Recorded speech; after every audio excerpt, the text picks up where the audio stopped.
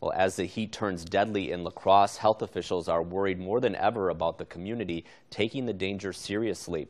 With blistering temperatures lasting for so many days, they're hoping everyone pays attention to the signs of heat-related problems. News 8's Carrie Vick is here with more. Carrie? Mike, health experts say it only takes minutes before your body can start having problems in this heat.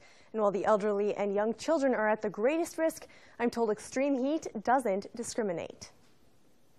Health experts say our sizzling temperatures are not something to take lightly. Well, I would hope that people would be paying attention to themselves and to what they're hearing, and what, if they step outside, that they make good judgments. The body, the way it regulates its heat or loses its heat is usually through the skin.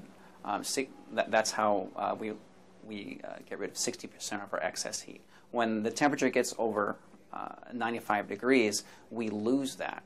So it's much, much harder for us to regulate our heat. Doctors say it only takes minutes for heat-related problems to set in. It does not take long at all.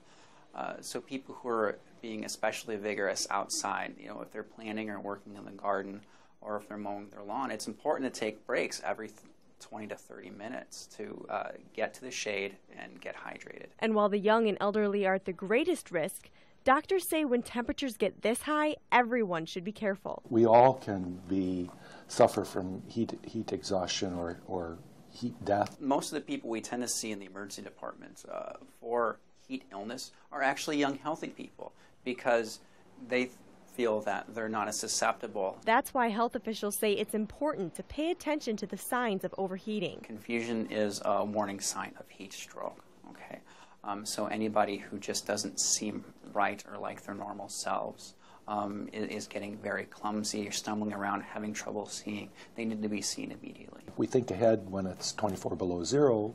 We think ahead about making sure that we have a coat, and so the same thing.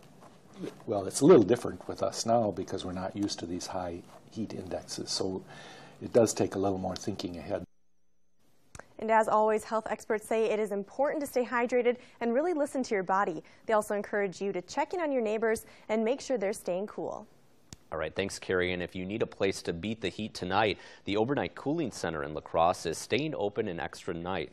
It's at the Salvation Army on 8th Street. Cots are provided, but you do need to bring your own bedding. The center is open from 7 until 7 tomorrow morning.